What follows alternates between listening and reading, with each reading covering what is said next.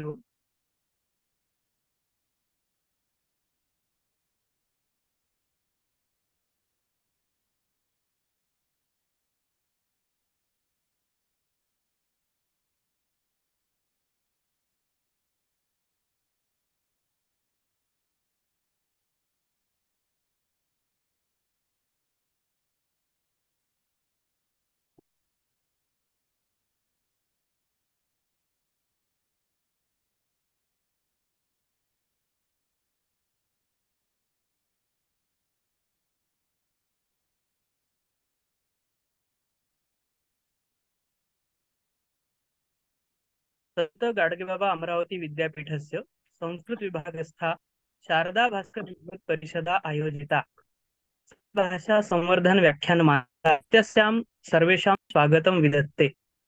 अहं मोरेश्वर वेखण्डे व्याख्यानमालायाः नवमो दिवसस्य सूत्रसञ्चालकत्वेन व्याख्यानविषयं सूचयामि. अद्यत्वस्य व्याख्यानस्य विषयः साहित्यस्य सामान्यपरिचयः अस्ति.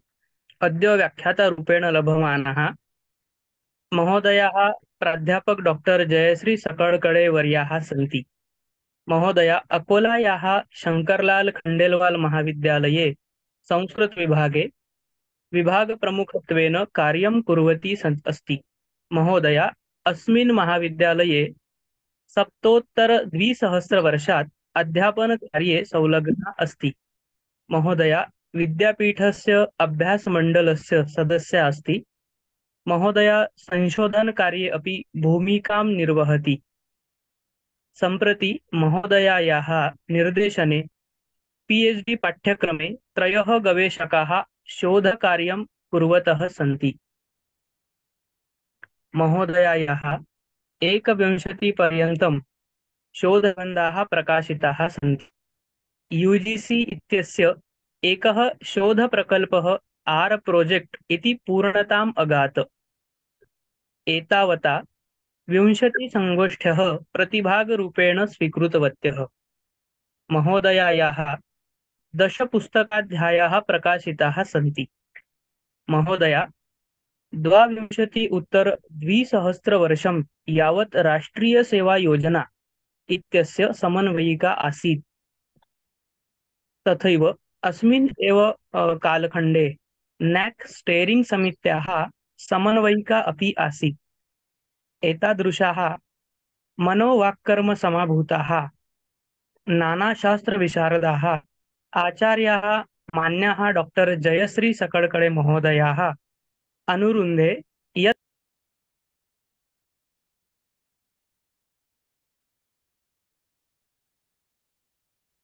न श्रूयते खलु?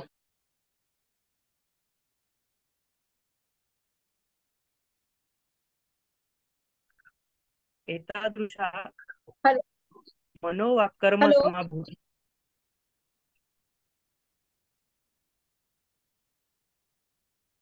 हो, हरि ओम. हॅलो, बोला मॅडम बोला. हा हा.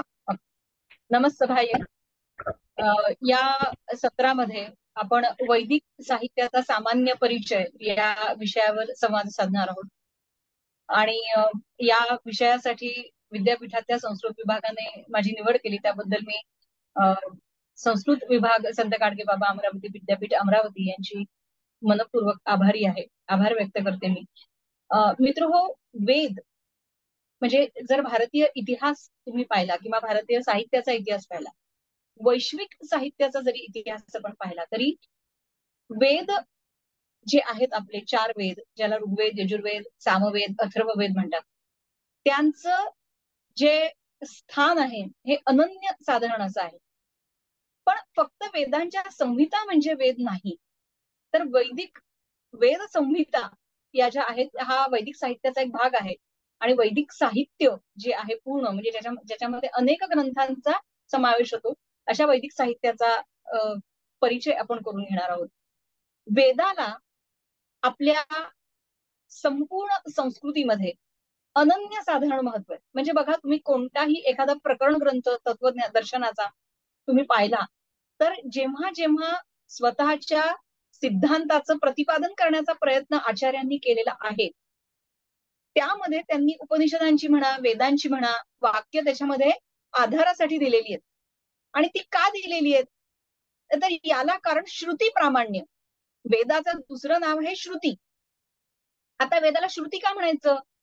तर वेद, श्रु म्हणजे ऐकणे, हा, आणि वेदांचं जे परंपरा इथपर्यंत आली आणि वेद जे जपले आपल्या पूर्वजांनी, ते मौखिक परंपरेतून जपले. श्रु म्हणजे ऐकणे, ऐकून त्यांनी वेदांचं अध्ययन केलेलं आहे. जे ज्ञान आहे ते श्रवण आपल्या इंद्रियाच्या माध्यमातून त्यांनी ते ग्रहण केलेलं आहे, म्हणून त्यांना वेदांना श्रुती असं म्हणतात. आणि मनुस्मृतीमध्ये असा एक श्लोक आहे की श्रुती स्मृती सदाचार स्वस्य प्रियमात्मना. जर श्रुती स्मृती सदाचार हे जणू आपल्या संपूर्ण भारतीय संस्कृतीचे विचारधारणेचे काय होते, तर आधारस्तंभ होते. आणि म्हणून श्रुती प्रामाण्याला, वेदांना प्रमाण मानण्याची संकल्पना आपल्या भारतीय संस्कृतीमध्ये आढळून येते. आता वेदांच्या संहिता हा वैदिक साहित्याचा एक भाग आहे. म्हणजे वैदिक साहित्याचा जो आपण आज सामान्य परिचय घेणार आहे, त्याच्यामध्ये आपण काही मुद्दे आपण बघणार आहोत. त्याच्यातला पहिला मुद्दा आहे वैदिक साहित्य ही संकल्पना स्पष्ट करणे. त्याच्यानंतर ऋग्वेद हा जो महत्वाचा वेद आहे, त्याचा काळ, विभाग, सूक्तांचे प्रकार, त्याची वैशिष्ट्य, त्याच्यामध्ये असणारे सामाजिक भौगोलिक उल्लेख, त्याची भाषा वैशिष्ट्य, यजुर्वेद, सामवेद, अथर्ववेद, ब्राह्मण ग्रंथ, आरण्यक, उपनिषद आणि वैदिक साहित्याचं महत्व, एवढ्या सगळ्या मुद्द्यांचा विचार किंवा एवढ्या सगळ्या मुद्द्यांवर आज आपण काय करणार आहोत, संवाद साधणार आहोत. नेक्स्ट, वेद हा भारतीय साहित्यामध्ये जसं महत्वाचं स्थान आहे, जसं मी तुम्हाला सांगितलं, तर वैदिक साहित्याची जी संकल्पना आहे ती पहिल्यांदा त्याची व्याख्या सायणाचार्यांच्या सर नेक्स्ट स्लाइड.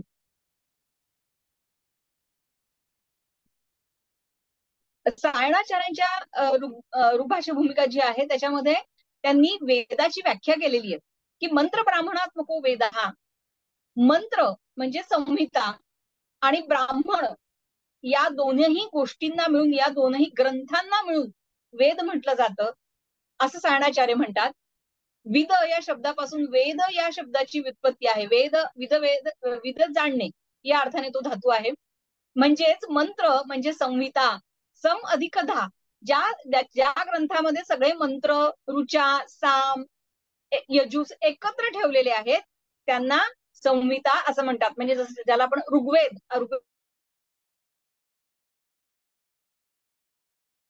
एकत्रीकरण येते, बरोबर आहे. त्यानंतर येणारे ब्राह्मण ग्रंथ. ब्राह्मण ग्रंथांची संकल्पना काय आहे, आपण जेव्हा ब्राह्मण ग्रंथ बघू तेव्हा आपण ती बघू. पण ज्या ग्रंथांमध्ये विस्तृत गद्य ग्रंथ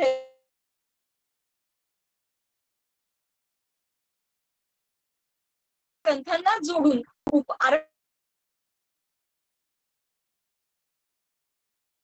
अरण्य भवा, अरण्यात निर्माण झालेल्या रचना म्हणजे अरण्यक, आणि उपनिषद म्हणजे गूढ ज्ञानाने परिपूर्ण अशा या रचना आहेत. आणि या रचना काही ब्राह्मण ग्रंथांना जोडून त्याला काही स्वतंत्र पण आहेत. पण बहुतेक महत्वाची जी उपनिषद आहेत आणि अरण्यक आहेत ही ब्राह्मण ग्रंथांना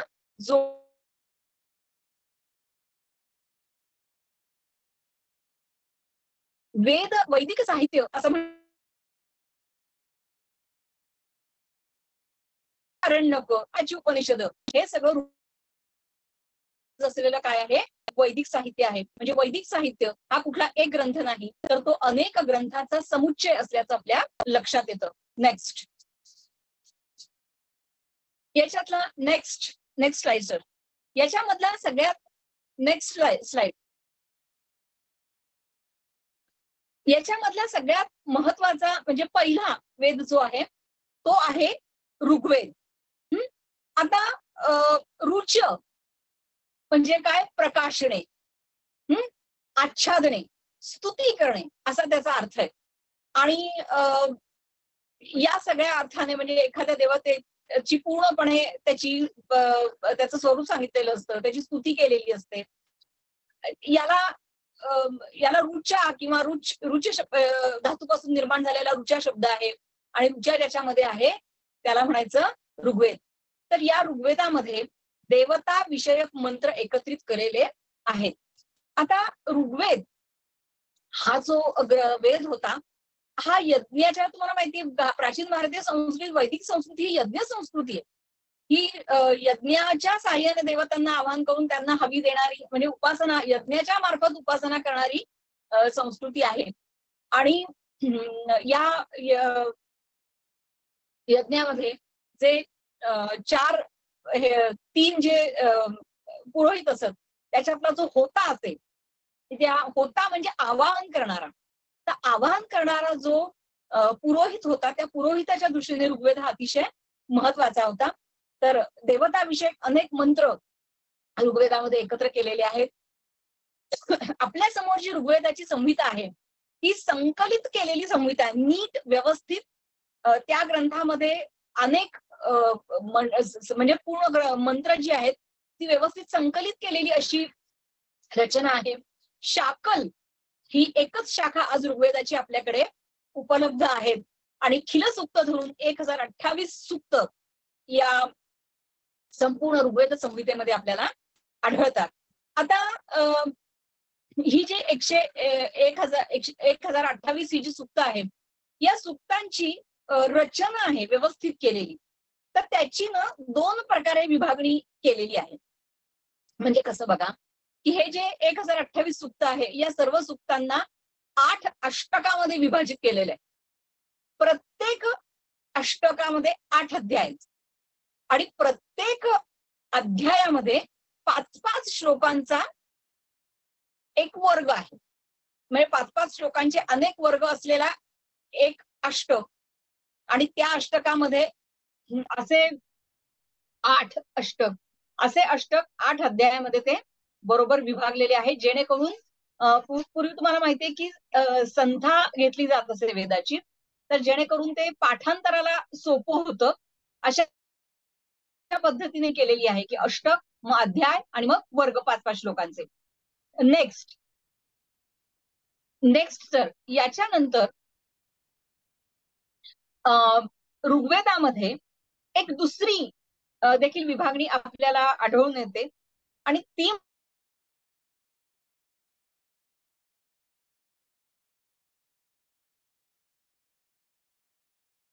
ऋग्वेदामध्ये मंडल आहेत, 10 मंडल आहेत एकूण. आणि म्हणजे ही जी 1028 सूक्त आहे ही 10 मंडलांमध्ये विभागलेली आहेत. त्याच्यातलं पहिलं मंडल जे संकीर्ण मंडल आहे, त्याच्यानंतर दुसरं मंडल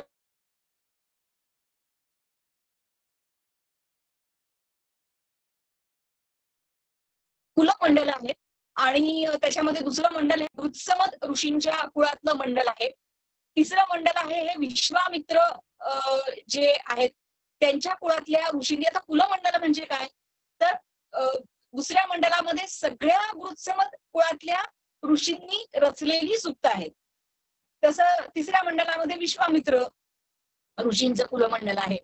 चौथं मंडल हे वामदेवांचं मंडल आहे. अत्री मंडल हे 5वं मंडल आहे. म्हणजे अत्री गोत्रातल्या सगळ्या ऋषींनी रचलेली सूक्त ही तुम्हाला अत्री मंडलामध्ये पाहायला मिळतात. 6वं मंडल हे भारद्वाजांचं आहे. 7वं मंडल हे वसिष्ठांचं आहे आणि अंगिरस आणि कण्व यांचं 8वं मंडल आहे आणि 9वं मंडल हे पवमान मंडल आहे. पवमान म्हणजे झरणारा आणि सोम याला जे आर्यांच्या सॉरी वैदिक लोकांच्या संपूर्ण संस्कृतीमध्ये ज्याला अनन्यसाधारण महत्व होतं, असा सोम तो एका झाडापासून पाझरणारा रस होता. आणि पव म्हणजे पाझरणे, आणि मग तो सोम, त्या सोमाच्या सहाय्याने ते एक उत्तेजक पेय असेल किंवा तो रस शक्ती सामर्थ्य प्रदान करणारा आहे. आणि मग म्हणून तो हवी त्याचा दिला जात असेल, किंवा त्याचे पूर्णाश तयार करून ते त्याचा नैवेद्य दाखवला जात असेल. तर असं हा सोम हा वैदिक ऋषींसाठी अत्यंत महत्वाचा होता. आणि या सोमावर रचलेली जी सगळी सूक्त आहेत, ही सगळी सूक्त या सोम मंडलामध्ये म्हणजे 9व्या मंडलामध्ये आपल्याला आढळून येतात. आणि म्हणून 9व्या मंडलामध्ये ऋषी जे द्रष्टे ऋषी आहेत सूक्तांचे, त्याचं वैविध्य असलं तरी 9वं मंडल जे आहे हे पवमान मंडल म्हणून प्रसिद्ध आहे. आता 10वं मंडल जे आहे ते अतिशय ते देखील पहिल्या मंडलाप्रमाणे काय आहे तर संकीर्ण आहे. आता पहिलं असं म्हणजे संशोधकांचं मत असं आहे, म्हणजे भारतीय साहित्याचा इतिहास याच्यामध्ये सिंधू डांग्यांनी अनेक विद्वानांची मतं एकत्र केलेली आहेत, सांगितलेली आहेत. त्याच्यामध्ये त्या असं आहे की बहुतेक सगळ्या विद्वानांच्या मतानुसार पहिलं मंडल आणि 10वं मंडल ही सगळ्यात अर्वाचीन मंडल आहेत, म्हणजे नंतरची मंडल आहेत. आणि बाकीची जी मंडल आहेत, मग आत्री मंडल असेल किंवा काणव मंडल असेल किंवा घृतसमाजाचं मंडल असेल, ही जी सगळी 2 पासून 9 पर्यंतची जी मंडलं आहेत, ही सगळी मंडलं ही पहिल्या आणि 10व्या मंडलाच्या आधीची मंडल आहेत. त्या 10व्या मंडलात तर बऱ्यापैकी लौकिक संस्कृतीच्या जवळच्या काही गोष्टी आपल्याला दिसतात. काही छंद जे पहिल्या 2 मंडलामध्ये, पहिल्या 9 मंडलामध्ये येत नाहीत किंवा दुसऱ्या ते 9व्या मंडलामध्ये येत नाहीत, ते तुम्हाला 10व्या मंडलात पाहायला मिळतात. काही नवीन विचार त्याच्यामध्ये आपल्याला पाहायला मिळतात, किंवा असे विषय की जे आधी येत नाहीत ते 10व्या मंडलामध्ये आपल्याला पाहायला मिळतात. आणि म्हणून 10वं मंडल हे जेव्हा ऋग्वेद संहिता संकलित करण्यात आली, तेव्हा 10वं मंडल हे सगळ्यात उशिरा जोडलं गेलं, असा एक विचार आहे. आणि त्याच्यानंतरही संकलित झालेल्या ऋग्वेदानंतर खिलसूक्त जोडली गेलेली आहेत. तर अशा प्रकारे ऋग्वेद सूक्तांची जी रचना आहे ती आपल्याला पाहायला मिळते. आता हे जी सगळी सूक्त आहेत याच्यामध्ये काही वेळेला काही मंडलांची वृत्समद जो आहे त्यांचं एखादं ध्रुवपद आपल्या ध्रुववचन आपल्याला दिसतं. वसिष्ठ मंडलाचं ध्रुववचन आहे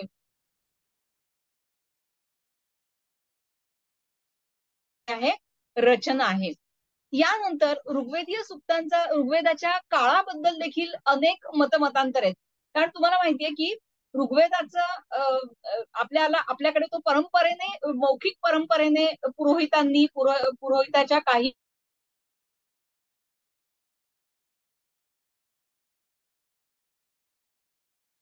आहे.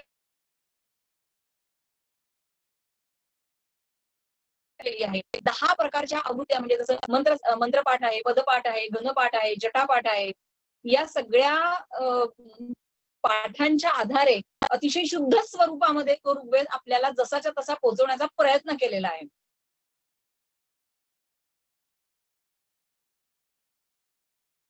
एक्झॅक्ट लावता येत नाही, कारण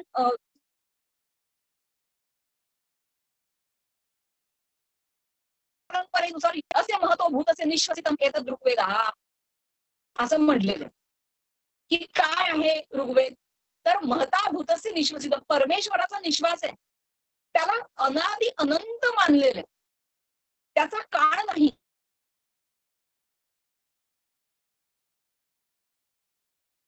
केला नाही, कारण ऋग्वेद हा आपल्या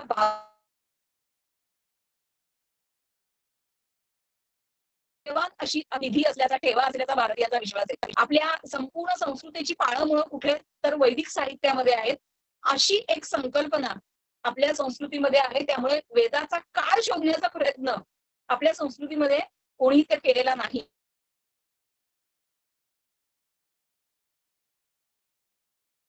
विद्वानांनी देखील ऋग्वेदाचा काळ शोधण्याचा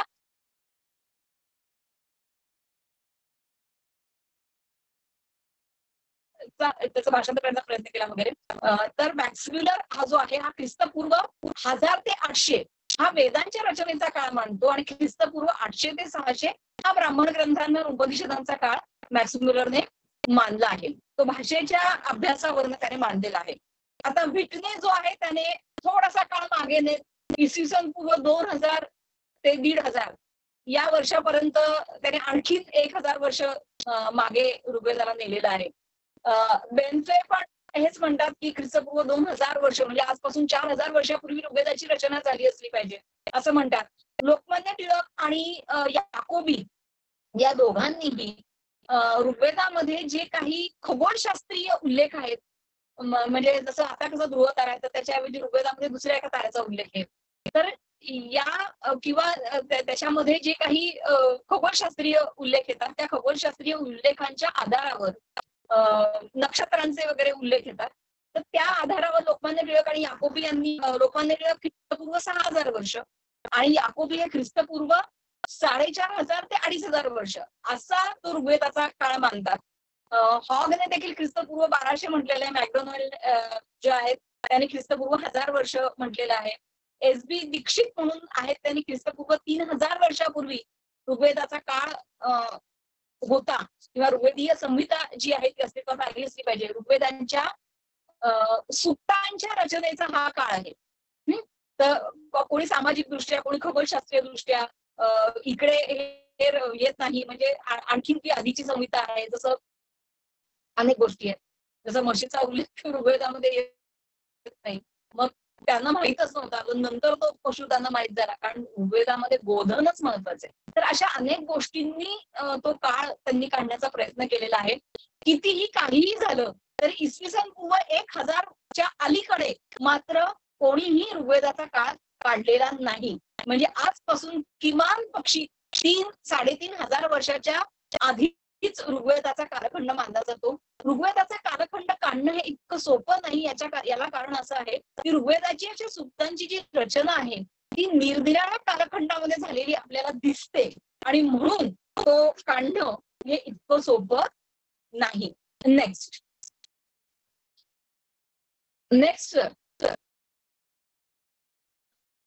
आता ऋग्वेदाची जी सूक्त आहेत त्या ऋग्वेदीय सूक्त जर आपण पाहिली तर ऋग्वेदीय सूक्तामध्ये साण्याजाऱ्यांनी त्याची 2 ढोबळमानाने हे केलेले आहेत.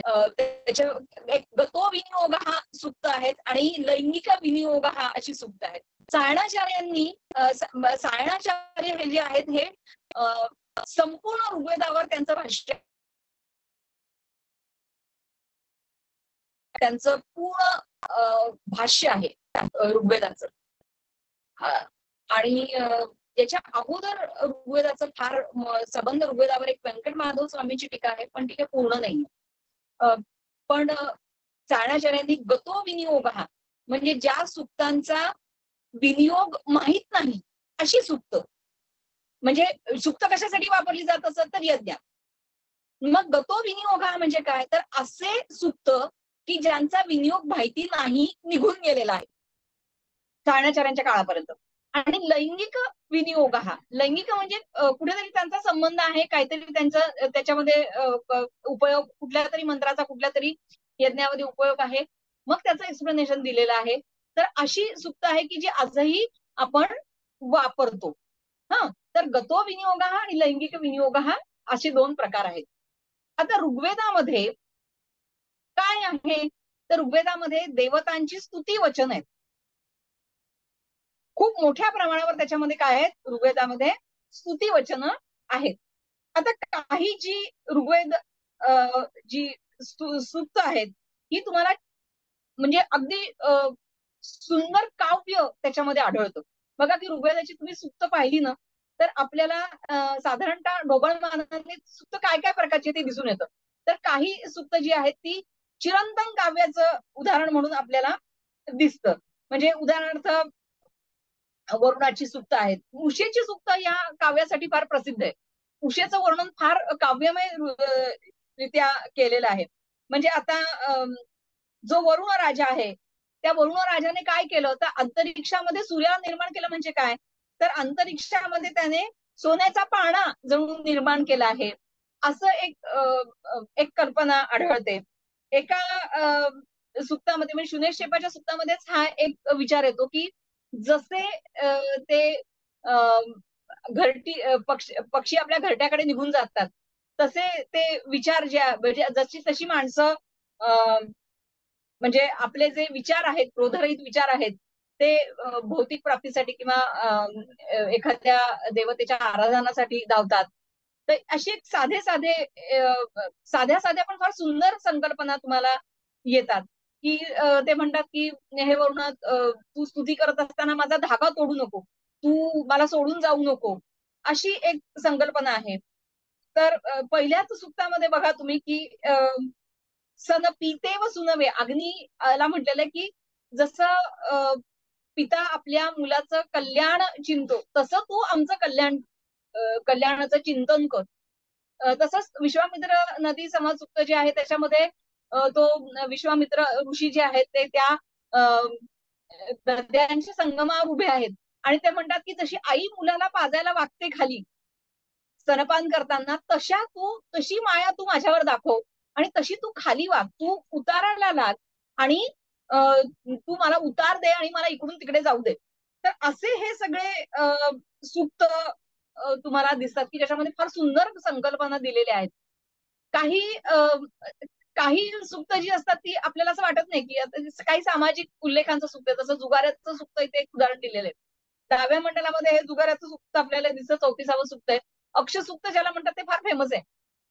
एका जुगारी आहे, तो जुगारी हे सुक्त म्हणतो आहे की तो म्हणतो की मी खूप ठरवतो की आता जुगार खेळायला जायचं नाही आणि आता अजिबात तिकडे त्या जुगारखान्याकडे फिरायचं नाही.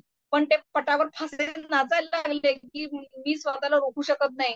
मग माझ्या घरचे लोक मला त्रास देतात, माझी बायको माझी सासू मला माझी निंदा करते आणि मग शेवटी तो म्हणतो की असं तुम्ही करू नका, तुम्ही कृषी कृषस्व, तुम्ही कृषी म्हणजे जमीन कसा आणि सोनं पिकवा, पण तुम्ही हे जुगार खेळू नका. पण तो मात्र त्याचं काही व्यसन सुटत नाहीये.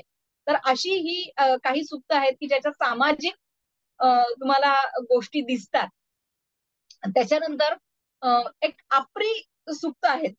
आता आपरी सुक्त म्हणजे काय, तर साधारणतः त्यांची संख्या 10 आहे. प्री म्हणजे संतुष्ट करणे, अशा पद्धतीची सुक्त आहेत ती. तर त्याच्यामध्ये हिंस आणि अप्रिहिंस असं आहे. तर त्याच्यामध्ये तनू नपात हा शब्द जिथे येतो त्याला अप्रिहिंस असं म्हणतात आणि नाराशंस हा शब्द ज्याच्यामध्ये येतो त्याला अप्रहिंस असं म्हणतात.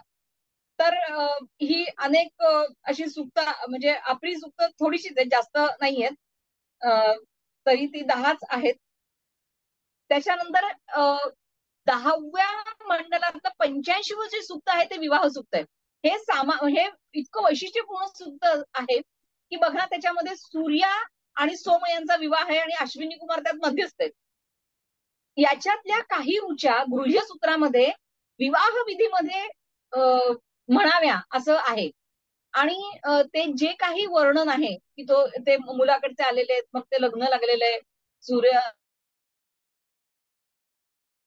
खूप आनंदाने आपल्या मुलीचं लग्न लावलेलं आहे आणि खूप सारं यौतुक म्हणजे तिला आहेर रुखवत ज्याला म्हणतो किंवा तिला तिच्या बरोबर ते सगळं रुखवत दिलेलं आहे.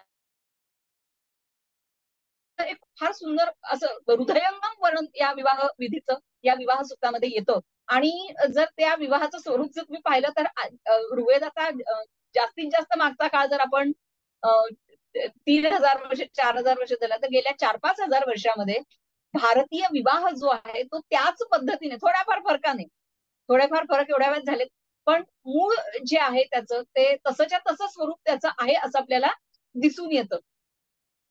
10व्या मंडलामध्ये 14वे ते 18वे सुक्त जी आहेत त्याला पितृसुक्त असं म्हणतात. तर पितृसुक्त म्हणजे काय, तर मृतांची म्हणजे कशा पद्धतीने ते मृतांचे संस्कार कसे केले जात असत, म्हणजे दहन केलं जात असेल, दफन केलं जात असेल, काय आहे. तर दोनही पद्धती आपल्याला तुम्हाला या ऋग्वेदाच्या संपूर्ण हा जो विधींचे जे सूक्त आहेत त्याच्यामध्ये आपल्याला पाहायला मिळते. अग्निदग्ध असं एक उल्लेख त्याच्यामध्ये आलेला आहे की अग्नीने दग्ध झालेला. जसं आणखीन एक उल्लेख ऋग्वेदामध्ये जो येतो तो असा आहे की त्या चितेवर ती स्त्री आहे आपल्या पती शेजारी झोपलेली, तिला सगळेच म्हणतात की तू जाऊ नकोस, तू उठून ये परत, तुझ्या समोर एक चांगलं आयुष्य आहे. आणि मग ते तिला तिथून उठवून आणतात. म्हणजे चितेवर झोपले म्हणजे अग्निदग्ध हा दहन करण्याचा पण संस्कार आहे. आणि जमिनीत पुरणे असाही एक उल्लेख त्याच्यामध्ये मिळतो. आता तू याला भस्मसात करू नकोस, इकडे तिकडे त्याला इकडे तिकडे त्याला पसरवू नकोस, अशी ही एक त्याला काय म्हणतात, अग्नीला विनंती केलेली आपल्याला दिसते. तू फार सुखकारक आहेस, आणि मग हा जो मृत आहे याला पुण्यकर्म करणाऱ्या लोकाला तू ने, अशा जगात ने की जिथे पुण्य करणारी आत्मे राहतात. म्हणजे एवढंच नाहीये तर आपल्याकडे मृत्यूनंतर आत्मा किंवा तो जीव कुठे जातो याची अनेक कल्पना आहेत, स्वर्ग नरकाच्या कल्पना आहेत. तर मग तू मृत्यूनंतरचं जे जीवन आहे ते याला चांगलं मिळालं पाहिजे, आणि म्हणून हे अग्नी तू त्याला घेऊन जा. जसं बघा की जसा अग्नी हा काय म्हणू शकतो आपण, एक दूत आहे. तो देवांचा जसा दूत आहे, म्हणजे ती एक संकल्पना आहे की अग्नीमध्ये टाकलेली हवी तो त्या त्या देवतेपर्यंत पोहोचतो. तर मग ही जी हवी याच्यामध्ये मनुष्य देह जो आहे तो देखील चांगल्या लोकाला तू ने, अशी एक संकल्पना आपल्याला याच्यामध्ये मिळते मृत्यूनंतरच्या जीवनाची. यानंतर सगळ्यात महत्वाची जी सूक्त ऋग्वेदामध्ये आहे ती म्हणजे संवाद सूक्त ऋग्वेदामध्ये फार मोठ्या प्रमाणावर आपल्याला आढळून येतात. मग यामध्ये विश्वामित्र नदी संवाद सूक्त आहे, ज्याचा उल्लेख मी मगाशी केला.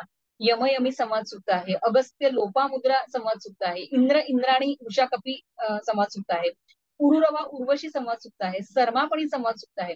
सर्मापणी संवाद सूक्त आपल्याला एनईपी मध्ये लावलेलं आहे. सर्मापणी संवाद सूक्त हे जे आहे हे 10व्या मंडलातलं आहे, पण विश्वामित्र नदी संवाद सूक्त हे 3ऱ्या मंडलाचं 33वं सूक्त आहे. या संवाद सूक्तांच्या बाबतीमध्ये म्हणजे दोन लोकांचे संवाद त्याच्यामध्ये या सूक्तांमध्ये आढळतात. तर अनेक पाश्चात्य विद्वानांचं मत असं आहे की ही जी संवाद सूक्त आहेत ही नाटकांचं काहीतरी रूपांतर असली पाहिजे, किंवा म्हणजे नाटकाचं ओल्डेस्ट स्वरूप, नाटकाच्या जुन्या जुन्या नाटक विषयी ज्या कल्पना आहेत त्या म्हणजे संवाद सूक्त आहे, असं अनेक संशोधकांचं काय आहे मत आहे. तर हे कितीही आता अनेक मतमतांतर वेदांच्या ऋषांच्या संगीतामध्ये आपल्याला दाशराज्ञ युद्ध जे म्हणजे भरत विरुद्ध अनेक राजे असं जे युद्ध झालं, तर त्याच्यामधलं एक हे सूक्त आहे. ऋग्वेदामध्ये अनेक विषयांवर जी सूक्त आढळून येतात त्याच्यामध्ये दाशराज्ञ युद्धात सेम काही फ्रॅगमेंट्स असलेली सूक्त आपल्याला दिसतात, त्याच्यापैकी म्हणजे उल्लेख ज्याचे येतात. आता विश्वामित्र हे जे आहे ते सुदासाचे पुरोहित आहेत, आणि ते सुदासासाठी सामग्री घेऊन चाललेले आहेत, आणि ते त्या शतद्रू आणि विपाशा म्हणजे ब्यास आणि सतलज नदीच्या त्या संगमावर ते उभे आहेत, आणि त्यांना इकडून तिकडे जायचं आहे. तुम्हाला माहिती आहे या सगळ्या नद्या हिमालयातल्या आहेत, त्या प्रचंड रो रो करत वाहतात, खूप पाणी त्यांच्यामध्ये असतं. पण विश्वामित्रांना इकडून तिकडे जायचंय, आणि ते त्या नद्यांची काय करतायत, आळवणी करतायत की तुम्हाला मार्ग दे, तू उताराला लाग. आणि मग जसं मी तुम्हाला सांगितलं की जसं त्यांनी अनेक प्रकारे तिची आळवणी केली, तसं तू आईसारखी आमच्या खाली वाग, म्हणजे उतार दे आम्हाला आणि मला जाऊ दे. आणि मग शेवटी त्या नद्या त्यांना उतार देतात, असं हे एक सूक्त आहे. यमयमी संवाद सूक्त हे खूप जुन्या एका परंपरेचा उल्लेख असावा असं वाटतं. म्हणजे यम आणि यमी. हॅलो, ऐकू येतंय ना सर? Am audible? हो हो एम हो ऑडिबल? हो हो मॅडम. तर यम यमी संवाद सूक्त जे आहे त्याच्यामध्ये यम आणि यमी बहीण भावंड आहेत, जुळी बहीण भावंड आहेत. तर याच्यातली जी यमी आहे ती त्या यमाकडे शरीर संबंधाची मागणी करते, विवाह करण्याची मागणी करते. हॅलो मॅडम, तुमचा आवाज 42 हो, मला कोणाचा तरी आवाज येतोय, पण प्रत्येकाने माईक म्यूट केलं तर बरोबर. हो, माईक म्यूट कर. अंकुश हॅलो, जाधव. कोणाचा तरी आवाज येतोय.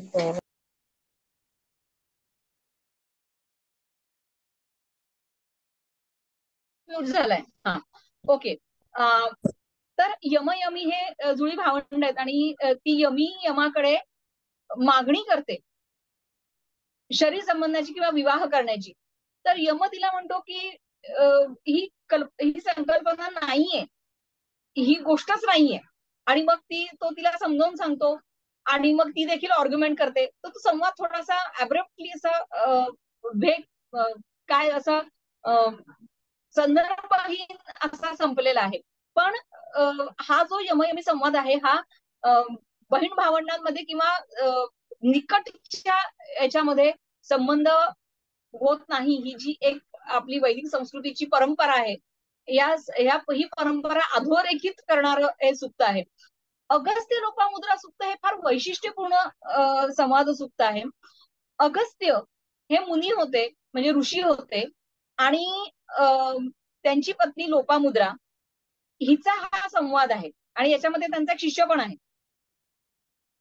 अगस्त्य मुनी हे ब्रह्मवादी होते, सगळ्या भौतिक सुखांच्या पलीकडे गेलेले होते. पण लोपामुद्राला मात्र सांसारिक सुख जे आहे त्याची इच्छा आहे आणि त्या सांसारिक सुखाची इच्छा अगस्त्यांच्या समोर मांडते आणि ती सांगते की आपल्या मागच्या ज्या सगळ्या पिढ्या आहेत किंवा वाडवडील जे आहेत ते याच मार्गाने पुढे गेलेले आहेत आणि त्यामुळे याच मार्गाने आपणही पुढे जावं. आणि मग अगस्त्य आणि लोपामुद्रा यांचा छोटासा संवाद आहे, फार मोठा संवाद नाहीये. तर हा संवाद आहे. पण याच्यामध्ये एका स्त्रीनी तिच्या सांसारिक परंपरेसाठी किंवा तिच्या सांसारिक अधिकारासाठी जी मागणी केलेली आहे, ज्या पद्धतीने ती ठेवली आहे, ती मला असं वाटतं खूप आल्ट्रामॉडर्न कल्पना आहे असं मला वाटतं, की ज्या निर्भीडपणे ती आपल्या पतीशी या संदर्भामध्ये बोलतीये. त्यामुळे या दृष्टीने अगस्त्य लोपामुद्रा संवाद सुक्त हे खूप महत्वाचं आहे. इंद्र आणि वृषकपी संवाद सुक्तामध्ये देखील हाच सूर आळवलेला आपल्याला दिसतो, की इंद्र हा वृषकपीकडे जास्त लक्ष देतो, इंद्राणीकडे लक्ष देत नाहीये आणि मग ती त्याच्याशी संवाद साधतीये. पुरुरवा उर्वशी संवाद सुक्त हेही एक वैशिष्ट्यपूर्ण असं संवाद सुक्त आहे. आता या संवाद सुक्तामध्ये पुरुरवा आणि उर्वशी पती पत्नी. उर्वशी ही अप्सरा आहे आणि एका अटीमुळे ती त्याला सोडून गेलेली आहे आणि मग उर्वशी ते गंधर्वांनी तिला नेलेलं आहे. म्हणजे ती त्या गंधर्व लोकांकडे निघून गेलेली आहे. म्हणजे जेव्हा ती त्याला पुन्हा भेटते पुरुरव्याला, तेव्हा उर्वशी पुरुरव्याला सांगते की तू साला वृकाणा मृदया, मी असं म्हणतेले, ती स्वतः म्हणते की माझ्यासारख्या ज्या स्त्रिया असतात त्यांची हृदय लांडग्याप्रमाणे असतात आणि त्यामुळे तू फार माझी आशा धरू नकोस वगैरे. याची एक संपूर्ण डिटेल अशी कथा जी आहे ती पुढे आपण ब्राह्मण ग्रंथामध्ये बघणार आहोत. तर ही अशी एक पुरुरवा उर्वशी संवाद सुक्त आहे. समापनी संवाद सुक्त हे एनईपी मध्ये आणि आधीही लागलेलं होतं. सरमा इंद्राच्या त्या ज्या गायी आहेत त्या सगळ्या गायी पळवलेल्या आहेत पणींनी आणि एका गुहेमध्ये नेऊन ठेवलेल्या आहेत आणि मग ते येतात आणि मग त्यांना शोधत इंद्राने पाठवलेली देवशुनी सरमा येते आणि मग त्यांचा एक प्रदीर्घ संवाद आहे. ती म्हणते की तुम्ही इंद्राला घाबरा, माझा जो मालक आहे इंद्र तो असा आहे. आणि मग पणी म्हणतात की असू दे. मग ती जेव्हा संपूर्ण त्याचं स्वरूप सांगते मग तेव्हा ते म्हणतात की ठीक आहे. मग ते तिला लाज देण्याचा प्रयत्न करतात आणि मग सरमा कशी त्या सगळ्यातनं त्यांना कन्व्हिन्स करते किंवा त्यांना घाबरवते आणि सगळं ते सोडवून आणते. असं एक दूत म्हणून तिचं जे कार्य आहे ते खूप महत्वाचं आहे. म्हणजे दूताची जी वैशिष्ट्ये आहेत, गुणवैशिष्ट्ये आहेत, दूताने कसं बोललं पाहिजे, दूताने आपल्या स्वामीची भूमिका कशी मांडली पाहिजे, या सगळ्या गोष्टी जर आपल्याला पाहिजे असतील तर आपल्याला सर्मापणी संवाद सुक्तातनं आपल्याला त्या दिसतात. फार सुंदर सुक्त आहे. विश्वामित्र नदी संवाद सुक्त आणि सर्मापणी संवाद सुक्त हे काव्याच्या दृष्टिकोनातून देखील फार सुंदर सुक्त असल्याचं आपल्याला दिसून येतं. यानंतर 10व्या मंडलामध्ये अशी काही सुक्त आपल्याला दिसतात की ज्या सुक्तामध्ये तत्वज्ञान हा विषय हाताळलेला आपल्याला दिसून येतो. म्हणजे अस्य वामीय सुक्त आहे. एकम सत विप्रहा बहुधा वदंती, हे जे फेमस वाक्य श्रुती म्हणजे हे अत्यवाम्य सुक्तातलं जे वाक्य आहे ते नेहमी आपल्याला वारंवार दर्शनशास्त्रामध्ये उद्धृत केलेलं आपल्याला दिसतं. तर एकच म्हणजे एकच ते तत्व आहे. जाणकार लोक त्याचं विविध अंगांनी किंवा विविध प्रकारे त्याचं एक्सप्लेनेशन करतात, असं असे वामीय सूक्तामध्ये म्हटलेलं आहे. यानंतर नासदीय सूक्त आहे, हिरण्यगर्भ सूक्त आहे. नासदीय सूक्त म्हणजे नासदीनो सदासित, हे जे त्याची पहिली ऋचा आहे. जर आता तुम्हाला आठवत नसेल, पण एक काही वर्षापूर्वी म्हणजे काही दशकांपूर्वी नेहरूंनी लिहिलेले जे डिस्कव्हरी ऑफ इंडिया हे जे पुस्तक आहे, त्या पुस्तकावर आधारित एक श्याम बेनेगल यांनी भारत एक खोज नावाची एक मालिका काढली होती. त्याचं टायटल सॉन्ग काय होतं, तर त्याचे टायटल सॉन्ग म्हणजे नासदीय सूक्ताच्या पहिल्या रुचेचा हिंदी अनुवाद होता की सृष्टी से पहले सत नहीं था, असत भी नहीं, अंतरिक्ष भी नहीं, आकाश भी नहीं था, छिपा था क्या उसमें भला, कहाँ किसने रखा था, उस पल तो अगम अटल जल भी कहा था. असं हे जे त्याचं पहिल्या रुचेचं ट्रान्सलेशन मला असं वाटतं पंडित वसंत बापटांनी ते केलेलं होतं. आणि ते पंडित वसंत देसाई यांनी केलेलं होतं, सॉरी. आणि हिरण्यगर्भ सुक्ताचं देखील कसमे देवाय हविषा विधेम, हे जे आहे की अशा कुठल्या देवतेला आम्ही हवी देऊन प्रसन्न करू, अशा कुठली जी ते जे तत्व आहे हिरण्यगर्भ, अशा कुठली देवता आहे ती की जिला आम्ही हवी द्यावा. तर हिरण्यगर्भात समवर्तात आग्रे भूतस्ते जात पतिरेक आसीत, सदाधार पृथ्वीम्याम कस्मै देवाय हविषा विधेम. तर ऐसे किस देवता की उपासना करे हम हवी देकर. तर असा पुन्हा त्याचं जे शेवटचं म्हणजे त्याला आपण तो भाग संपल्यानंतरचे ज्या नामावळी येत असतात, त्या नामावळीच्या वेळेला ही हिरण्य गर्भसूक्तातली एका रुचेचं पद्य भाषांतर, हिंदी भाषांतर त्याच्यामध्ये होतं.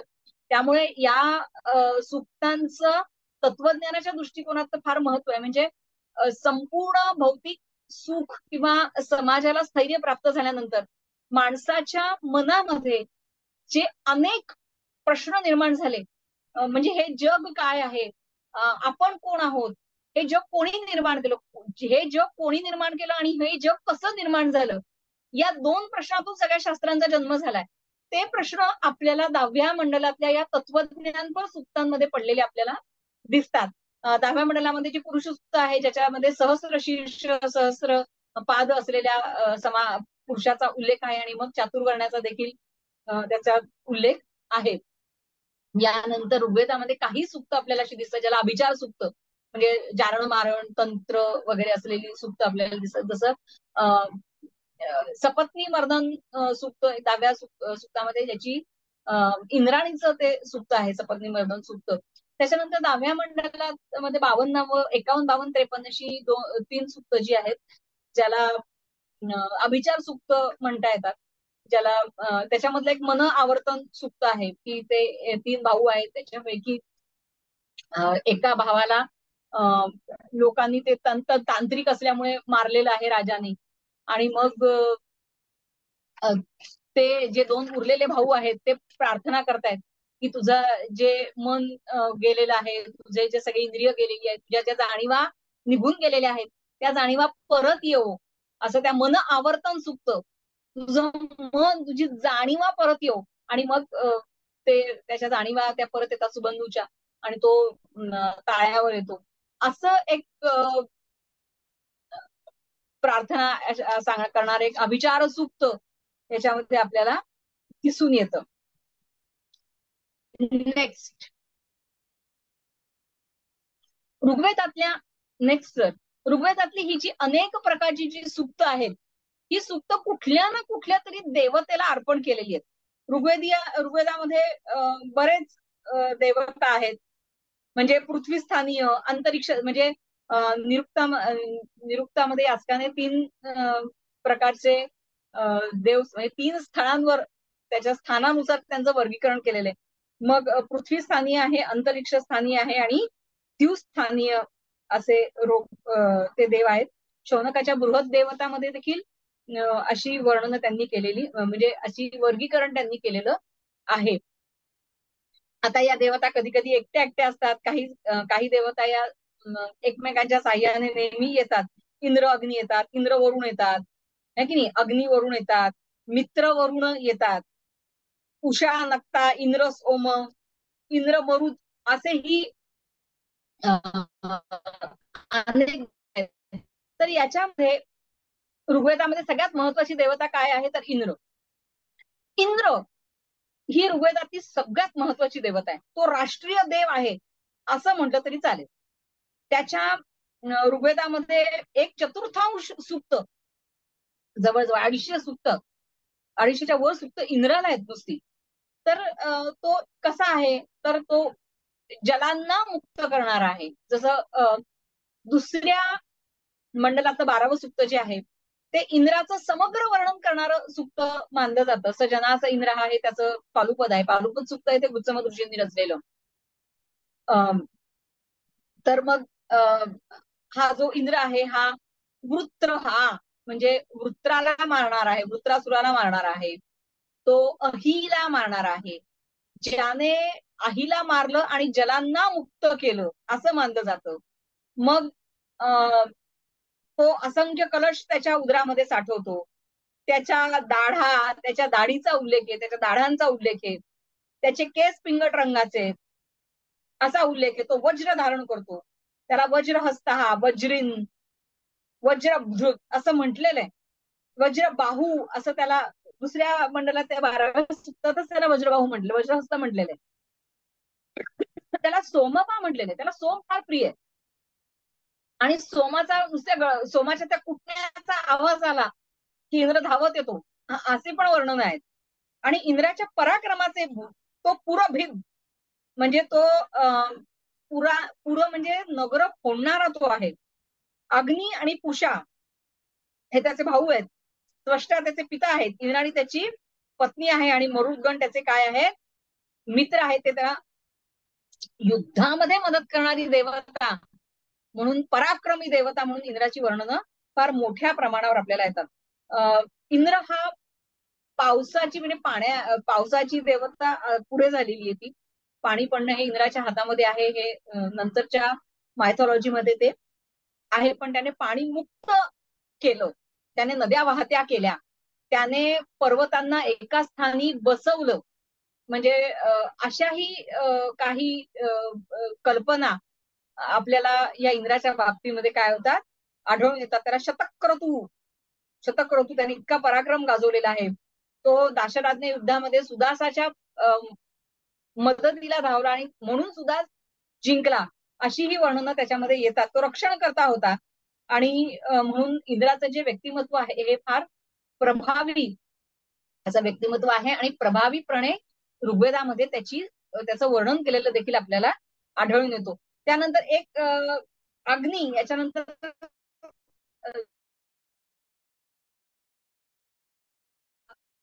महत्व आहे. आता कमीत कमी 200 सूक्त अग्नीची आहेत. आता अग्नी हा त्याच्यामध्ये हवी टाकली की तू अग्नी ज्याच्या नावाने ती हवी असेल त्या देवतेपर्यंत हवी घेऊन जातो अशी एक संकल्पना यज्ञामध्ये वैदिक काळामध्ये आपल्याला दिसते. आता त्याचे जे केस आहेत ते ज्वालांचे आहेत. त्याची दाढी पिंगट रंगाची आहे. त्याचे दात सोन्याचे आहेत. म्हणजे त्याचं एकूण जे यज्ञातल्या ज्वाळांचं जे स्वरूप आहे त्याचं वर्णन तुम्हाला दिसतं. त्याची पाठ घृताची म्हणजे तुपाची आहे असा एक उल्लेख होतो. त्याच्या जिभांचा उल्लेख म्हणजे त्याच्या ज्वाळा आहेत त्याच्या जिभा आहेत आणि त्या लवलव करतात असा उल्लेख केलेला असतो. तो अश्वासारखा आहे. तो सुटला की त्याला क्रव्याद असं पण म्हटलेलं आहे की तो जे दिसेल ते खातो असंही एक त्याचं वर्णन आहे. 2 आरणी म्हणजे पूर्वी 2 लाकडाची ज्या आरणी असत त्या एकमेकांवर घासून अग्नी निर्माण करत असत आणि म्हणून त्या ज्या आरणी आहेत त्या त्याच्या माता आहेत असंही एक, किंवा त्याचे माता पिता आहेत बा त्या 2 आरणी असं त्याचा उल्लेख आहे. तर ती जी आरणी फिरवली जात असे ती 10 बोटांनी फिरवली जाते म्हणून तो 10 तरुण स्त्रिया त्याला निर्माण करतात अशी एक हे केलेलं आहे. आणि मग तो 3दा त्याच्यात हवन केला म्हणजे प्रज्वलित केला जातो. त्याला 3दा त्याचं जेवण दिलं जातं. तर अग्नी हे जे तत्व आहे हे मानवी जीवनाची फार निगडित असलेलं असं हे तत्व आहे. अग्नीचा शोध हा माणसाच्या संस्कृतीमधला सगळ्यात महत्वाचा शोध आहे. आणि त्याला कंट्रोल करून ठेवणं आणि त्याचं जतन करणं ही खूप महत्वाची गोष्ट आहे की एक तो अग्निहोत्री आहे प्रत्येक गावामध्ये, जो सकाळ संध्याकाळ दुपार अग्नीमध्ये सावन्न टाकून त्याला प्रज्वलित ठेवतोय. 3 प्रकारचे यज्ञीय अग्नी, गार्हस्थ्य अग्नी आणि तो जो दुसरा दक्षिण अग्नी आहे, उत्तराग्नी, सॉरी, नंतरच्या कार्यांमध्ये वापरला जाणारा अग्नी आहे. तर अशा प्रकारे तो त्या कुंडामध्ये सांभाळून ठेवला जातो. आणि जर तो आपल्या सामर्थ्याच्या बाहेर निघून गेला तर तो अत्यंत त्रासदायक होतो, हे देखील त्यांना माहिती होतं. तसेही त्याची काय आलेली आहेत, वर्णन केलेले आहेत. आणि सोम, याच्यानंतर सोम ही देवता, जसं एक अख्खं मंडल, पूर्ण मंडल, नववं मंडल त्या पवमान सोमाचं आहे. सोम हा वैदिक ऋषींचा किंवा वैदिक जे लोक होते त्यांचा अत्यंत जवळचा असा तो आहे. आणि मग तो सोमरस काढला जातो. ते सोमरसामध्ये पीठ मिसळून त्याचे पूर्णाश केले जात असत.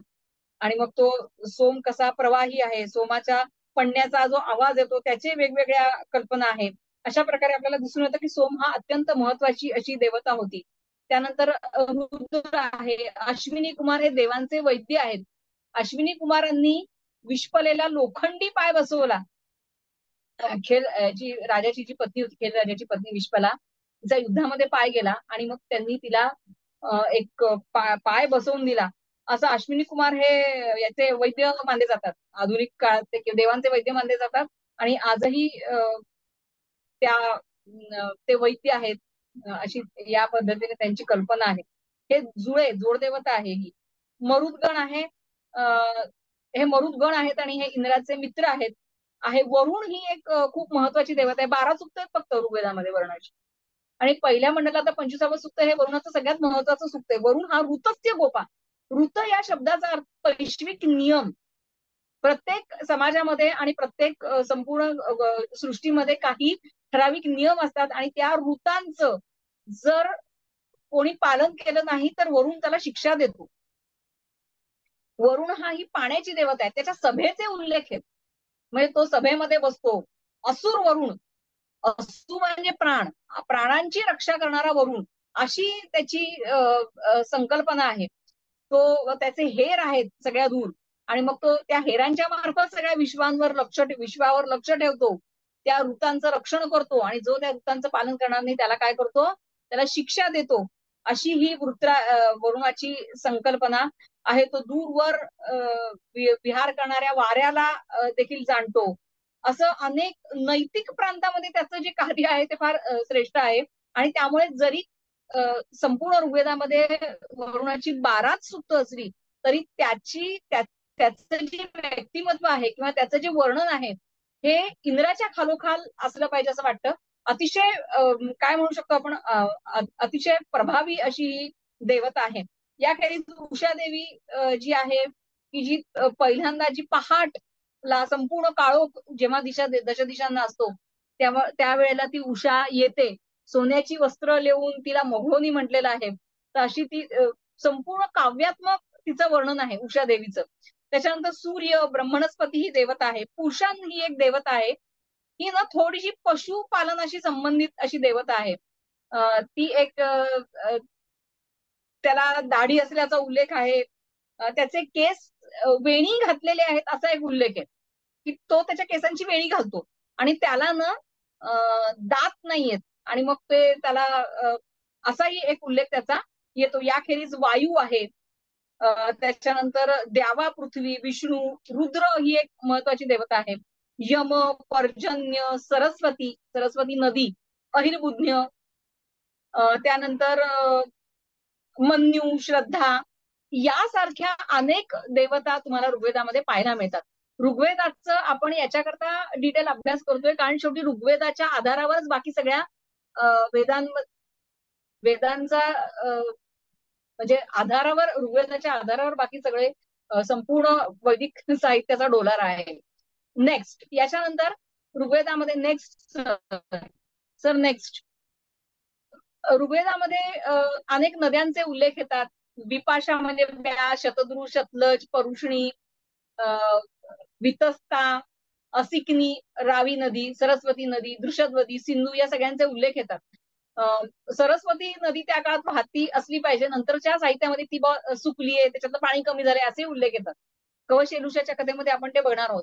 हत्ती आहे, लांडगा आहे, वराह, कुत्रे, सिंह, गायी, अश्व या सगळ्यांचे उल्लेख येतात. सोन्याचा उल्लेख आहे फार बऱ्याच मोठ्या प्रमाणावर. अयस म्हणजे लोखंडाचा उल्लेख आहे. दुहिता म्हणजे पृथ्वी सॉरी मुलगी. दुहिता म्हणजे काय की जी दोहन करते ती दुहिता. त्याच्यानंतर हिमवान पर्वताच्या नावाखाली याचा हिमालयाचा उल्लेख आहे. नावांचा उल्लेख आहे. ऋत ही संकल्पना आहे. आणि 3 स्त्रियांचे उल्लेख खूप महत्वाचे आहेत, ती म्हणजे काक्षीवती, घोषा, आप्पाला आणि विश्पला. लोपामुद्रेचा बद्दल याच्याकरता नाही सांगते कारण आपण आधी डिस्कस केलेले. काक्षीवती घोषा ही जरठ कुमारी होती आणि आपाला हिला त्वचारोग झालेला होता. ही अत्री कन्या, अत्री ऋषींची कन्या होती अपाला. आणि विश्पला ही खेल राजाची पत्नी होती, जिचा पाय युद्धामध्ये गेल्यामुळे अश्विनी कुमारांनी तिला लोखंडाचा पाय बसवला होता. तर काक्षीवती घोषा ही जरठ कुमारींचं प्रतिनिधित्व करणारी ऋग्वेदातली स्त्री आहे. म्हणजे अनेक अशा स्त्रिया होत्या की ज्या बऱ्याच वयापर्यंत विवाह करत नसत किंवा त्यांचे विवाह होत नसत.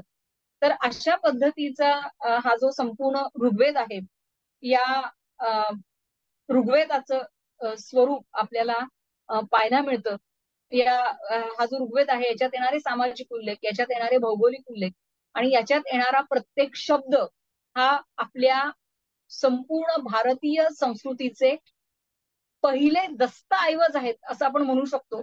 आणि इतकी या म्हणजे अत्यंत मौल्यवान अशा दस्तऐवजाची जे मूल्य आहे तेच मूल्य ऋग्वेदाचं आपल्या वैदिक म्हणजे आज जी आपली भारतीय संस्कृती आहे त्या संस्कृतीच्या मध्ये आपल्याला पाहायला मिळतं. यानंतरचा दुसरा यानंतरचा दुसरा वेद आहे तो म्हणजे यजुस. यज म्हणजे यज्ञाच्या संदर्भातील विज्ञान सिद्धांत सूत्र त्याच्यामध्ये मांडलेली आहेत. अध्वर्यू हा जो म्हणजे हवी देणारा जो पुरोहित असे त्याच्यासाठी हा अत्यंत महत्वाचा वेद आहे. याच्या 2 शाखा आहे, कृष्ण आणि शुक्ल. तर कृष्ण याच्यामध्ये ऍक्च्युली फरक त्याच्या स्वरूपामध्ये आहे. कृष्ण मध्ये गद्य आणि पद्य असं स्वरूप आहे. म्हणजे जिथे मंत्र आहे त्या मंत्रांचं स्वरूप स्पष्टीकरण तिथेच दिलेलं आहे. कारण यज्ञ विधींच्या संदर्भातले मंत्र म्हणजे जे मंत्र यज्ञ विधींच्या संदर्भातले तेच इथे एकत्रित झालेले आहेत. मग त्याच्यामध्ये 4 आवृत्त्या कृष्ण यजुर्वेदाच्या आहे.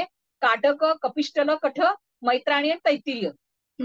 आणि दुसरा आहे शुक्ल यजुर्वेदी, त्याची एकच संहिता आहे, वाजसनेयी संहिता. त्याच्याही काण्व आणि माध्यान्हीन अशा 2 शाखा आहे, पण त्याचे 40 भाग त्याच्यामध्ये आहे. आता वैशंपायन आणि त्याचा शिष्य याज्ञवल्क्य. तर वैशंपायन चिडले आणि याज्ञवल्क्याला म्हणाले की माझी सगळी विद्या परत दे. आणि मग त्यांनी ती त्याला परत देऊन टाकली. मग त्यांचे जे दुसरे शिष्य होते वैशंपायनांचे, त्यांनी ती तित्तिरी पक्षाच्या स्वरूपामध्ये ती सगळी विद्या घेतली.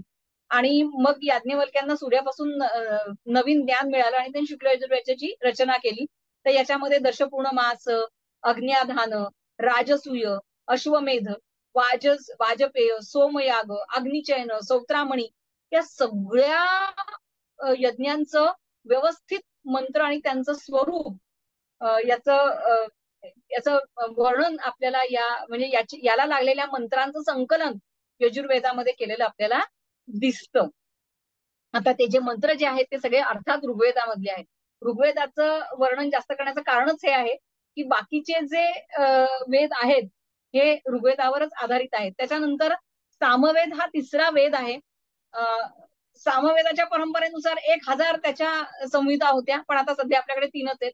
एक कौथुम आहे, जैमिनीय आणि राणायनीय. तर त्यातल्या या ज्या 2 आहेत त्या काही काय म्हणू आपण त्या पूर्ण नाही आहेत त्या, पण कौथुम शाखा जी आहे त्याच्यामध्ये 2 सामवेद जो आहे हा उद्गाता जो आहे.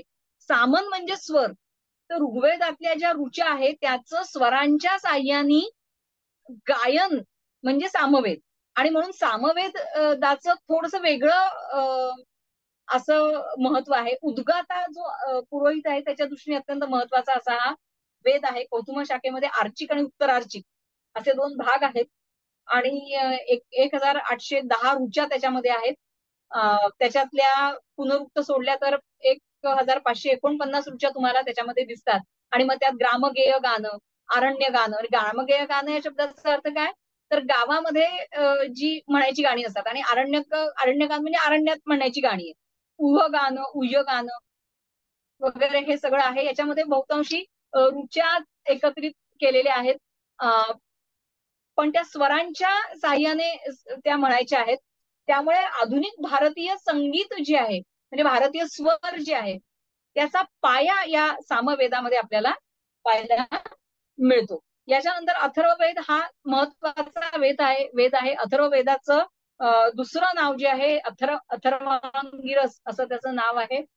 आता वेदत्रयीमध्ये, hello sir, next next next करा सर, नंतरही नेक्स्ट करा, आणखीन नेक्स्ट करा. थँक्यू. अथर्व वेदाचा समावेश हा वेदत्रयीमध्ये कधीही झालेला नाहीये. कारण एकच आहे, या सुक्तांचे जे विषय आहेत ते ऋग्वेदातल्या सुक्तांप्रमाणे नाही. म्हणजे हा यज्ञीय वेद नाहीये. म्हणजे थोडस वेगळ्या पद्धतीचं या वेदाचं स्वरूप आहे. तर याच्या दोन शाखा आहेत. एक शौनकाची शाखा आहे आणि दुसरं पैपलाद अशी शाखा आहे. तर पैपलाद शाखेचं जे हस्तलिखित आहे हे त्रुटीत आहे आणि एकच ते उपलब्ध झालेलं आहे. त्यामुळे ते काही फारसं काय म्हणू शकतो आपण की त्याला विश्वासार्हता फारशी नाहीये.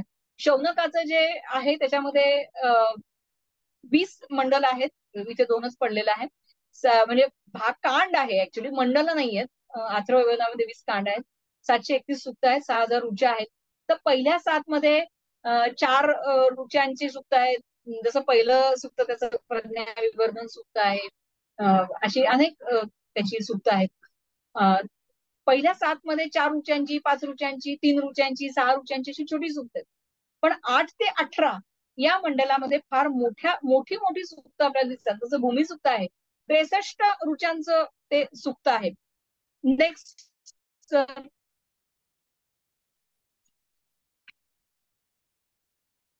नेक्स्ट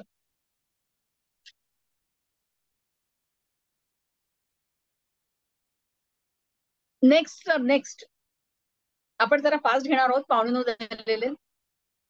ऋग्वेदामध्ये अथर्ववेदामध्ये काही सूक्त जी आहेत ती भैषजानी, भेषज सूक्त म्हणून सांगितलेली आहेत. तर याच्यामध्ये बघा तुम्ही की एखादा आजार का होतो आणि त्या आजार दूर करण्याचे काय उपाय असू शकतात याचा विचार केलेला आहे. तर रोग हे कोणामुळे निर्माण होतात, तर असुरांमुळे निर्माण होतात. आणि म्हणजे विष दूर कसं केलं जातं, ज्वर किंवा अन्य आजार झाले, पुत्रोत्पादन, प्रेम यशस्वी करण्याचे मंत्र, अनेक विधी त्याचे मंत्र, अशा काही गोष्टी येतात. तर रोग या आहेत ते वेगवेगळे रोग हे वेगवेगळ्या दुष्ट शक्तींपासून होतात अशी एक संकल्पना आपल्याला दिसते. आणि या दुष्ट शक्तींना दूर करणारे हे काय आहेत, मंत्र आहेत. तर याला भैषज असं एक भैषजानी असं एक सूक्तांचे काही प्रकार आहेत. या सगळ्या याच्यामध्ये इतकं बारीक म्हणजे वनस्पतींची नावं येतात, असुरांची नावं येतात, कृमींची नावं येतात. कृमींमुळे होणारे रोग आहेत, तर क्रिमी जर्मन. तर असं पण म्हणजे, आणि म्हणून या सगळ्या विचारांमुळे अथर्ववेदामध्ये आयुर्वेदाचा पाया आहे असा एक विचार आहे की हे जे सूक्त आहेत ही कुठेतरी माणसाला जे रोग होतात त्या रोगांपासून मुक्त करण्यासाठी काहीतरी केलं पाहिजे या भावनेतून, आणि त्यासाठी काहीतरी वापरलं पाहिजे ही भावना या सूक्तांमध्ये दिसून येते. आयुष्मानी अशी काही सूक्त आहेत ज्याच्यामध्ये निरोगी आणि दीर्घायुष्य मिळवण्याचे मंत्र आहेत. काही पौष्टिकानी अशी पण सूक्त दिसतात. तर ही जी पौष्टिकानी जी सूक्त आहे याच्यामध्ये सूक्तांचा विचार कसा आहे की शेतकरी, मेंढपाळ, व्यापारी आहेत, यांना सुख मिळू दे, यांना यश मिळू दे, यांचं भरभराट होऊ दे, यांना हिंसा श्वापदांपासून, चोरांपासून, भरपूर वृष्टीपासून यांना पीडा होऊ नये, वणिक लोकांचा प्रवास तुम्हाला माहितीये की सार्थवाहनची संकल्पना होती. व्यापारी स्वतःचा माल घेऊन फिरत होते, तर त्यांचा माल कोणी लुटू नये, त्यांचा प्रवास चांगला व्हावा म्हणून प्रार्थना केलेल्या आहेत. स्त्री कर्माणी काही सूक्त आहेत की ज्याच्यामध्ये विवाह, प्रेमसंबंध म्हणजे प्रेमात यशस्वी होणे किंवा असे स्त्री पुरुष संबंधांचे काही मंत्र आहेत. राजकर्माणी काही हे आहेत, सूक्त आहेत. त्याच्यामध्ये राजाची स्तुती केलेली आहे, राजाच्या कल्याणासाठी मंत्र आहेत. तर काही तत्वज्ञानपर सूक्त देखील या अथर्व वेदामध्ये आपल्याला दिसतात. अथर्व छंदही ऋग्वेदातलेच आहेत आणि भाषाही थोड्याफार प्रमाणात म्हणजे बऱ्याच प्रमाणात ऋग्वेदाप्रमाणे असली तरी याच्यातले जे विषय आहेत हे यज्ञाशी संबंधित नसल्यामुळे आणि यज्ञविधीमध्ये त्याचे फारसे उपयोग नसल्यामुळे या अथर्व वेदाला वेद म्हणून हा उशिरा मान्यता मिळालेली आपल्याला दिसते. पण हे इतका सुंदर वेद आहे हा की मानवी जीवनाशी म्हणजे सर्वसामान्य लोकांचा वेद म्हणून अथर्व वेदाला धरू शकतात की सर्वसामान्य. Hello hello somebody is talking, please बोलू नका. तर म्हणून हे देवस्य पश्य काव्यम न ममार न जिर्यती, की हे काव्य जे आहे परमेश्वराचं हे त्याचं ते नष्टही होत नाही आणि ते त्याला काही होत नाही, ते अक्षय आहे, अशी एक संकल्पना अथर्व वेदामध्ये आपल्याला पाहायला मिळते. कारण तो जनसामान्यांच्या आयुष्याशी आणि पुढच्या अनेक शास्त्रांचा पाया तुम्हाला अथर्व वेदामध्ये पाहायला मिळतो. यानंतर जे ग्रंथ येतात ते ग्रंथ म्हणजे ब्राह्मण ग्रंथ आहेत. ह्या ब्रह्मा हा पुरोहित आणि या पुरोहिताला आवश्यक असणारे ग्रंथ आहेत. तर मॅन्युअल्स टू रिच्युअल्स असा याचा उल्लेख करताना काय म्हटलं जातं की हे काय आहेत, तर मॅन्युअल्स टू रिच्युअल्स, की जे काही यज्ञविधी केले जात असत ते यज्ञविधी कसे करायचे हा प्रश्न तुम्हाला पडला तर तुम्ही ब्राह्मण ग्रंथ वाचा. तर ब्रह्मा या पुरोहितावरून त्यांना ब्राह्मण ग्रंथ असं नाव दिलेलं आहे आणि विधी आणि अर्थवाद हे त्याचे सगळ्यात महत्वाचे एक त्याचा भाग आहे. तर विधी म्हणजे काय, तर विशिष्ट विधी करण्याला उपयोगी असणारे जे काही विषय आहेत ते सगळे विधीमध्ये जातात. आणि अर्थवाद म्हणजे काय, तर एखाद्या मंत्राच्या स्पष्टीकरणासाठी किंवा तो विधी कसा करायचा यासाठी जो काही भाग येतो त्याला अर्थवाद असं म्हणतात. मग त्याच्यामध्ये निंदा आणि प्रशंसा आहे, म्हणजे ज्या गोष्टीची निंदा केलेली आहे ती गोष्ट करायची नाही, ज्या गोष्टीची प्रशंसा केलेली आहे ती गोष्ट करायची. या संदर्भामध्ये अनेक कथा येतात. त्याच्यामध्ये नाभा नेदिष्टाची कथा आहे की तो नाभा नेदिष्ट आहे, तो दुसरीकडे गेलेला आहे, मग आल्यानंतर त्याच्या पित्याने त्याला ती जी पैतृक संपत्ती आहे त्याच्यातनं ते त्याला बाजूला करतात वगैरे, अशी एक कथा आहे. पुरुरवा उर्वशी कथा आहे. तर त्याच्यामध्ये पुराकल्प याच्यामध्ये त्या कथा येतात. पुराकल्प म्हणजे काय, तर प्राचीन काळी कसे यज्ञ केले जातात याच्या काही कथा आहेत, ते का केले जात याच्याही कथा आहेत. तर पुरुरवा उर्वशी समाज सूक्त मध्ये मी तुम्हाला पुरुरवा उर्वशी ते जे ऋग्वेदातलं जे सूक्त येतं त्याचं तिथे फक्त संवाद आहे पुरुरवा उर्वशीचा. ब्राह्मण ग्रंथामध्ये तुम्हाला पुरुरवा उर्वशीची पूर्ण हकीकत पाहायला मिळते. म्हणजे शुनशेपाची सूक्त आहेत फक्त ऋग्वेदामध्ये. शुनशेपाच्या सूक्तामागची काय कथा आहे ती तुम्हाला ब्राह्मण ग्रंथामध्ये पाहायला मिळते. म्हणजे जर तुम्हाला ऋचांचं, मंत्रांचं आणि त्या मंत्रांमधल्या ज्या कथा आहेत त्या कथांचं एक्सप्लेनेशन जर तुम्हाला पाहायचं असेल तर तुम्हाला ब्राह्मण ग्रंथांकडे पाहावं लागतं. विष्णू मनुमत्स्य कथा आहे की तो मनु पूर आलेला आहे, मग तो मासा त्याला सापडतो, तो मासा मोठा झाल्यावर तो त्याला सागरामध्ये सोडतो. मग तो सांगतो की जेव्हा पाण्याचा खूप ओघ येईल तेव्हा तू माझी आठवण कर, मी येईन. आणि मग जेव्हा पाण्याचा ओघ येतो, सगळ्या दूर पाणी पाणी होतं, तेव्हा तो मासा येतो. मग त्या माशाच्या शिंगाला मनू ती नाव बांधतो आणि हिमालयाच्या शिखराला ती लागते. आणि मग जसं पाणी उतरतं तशी ती नाव जमिनीला येते. मनू मत्स्य कथा आहे. त्याच्यानंतर एक विष्णूच्या अवतारांच्या या कथा, नंतर त्या विष्णूच्या अवतारांच्या कथा झाल्या. त्यानंतर प्रजापतींनी ते एक अंड दाबलं सोन्याचं अंड दाबलं आणि मग त्याच्यातनं तो द्रव पाझरला, त्याचं कासव झालं. तर ती जी कूर्म अवताराची नमूची एक आहे, तो नमूची त्याला खूप वरदान मिळालंय की तो रात्री मनाने, दिवसा मनाने, संध्याकाळी मनाने, सकाळी मनाने, याच्याने मनाने, त्याच्याने मनाने, हिरण्यकशिपूची वराह अवताराची किंवा नरसिंह अवताराची जी कथा आहे ती तुम्हाला याच्यामध्ये पाहायला मिळते. अशा असंख्य देव आणि असुरांच्या अनेक कथा या पुराकल्पामध्ये आपल्याला दिसून येतात. म्हणजे पुढे जी मायथॉलॉजी निर्माण झाली, आपली सगळी पुराण कथा जी निर्माण झाली, त्या मायथॉलॉजीचं मूळ तुम्हाला ब्राह्मण ग्रंथांमध्ये बघायला मिळतं. आणि ब्राह्मण ग्रंथांचं सगळ्यात मोठी गोष्ट म्हणजे हे गद्य ग्रंथ आहेत. आणि म्हणून प्राचीन संस्कृत साहित्याचं गद्य, पहिलं गद्य कुठलं तर ब्राह्मण ग्रंथ.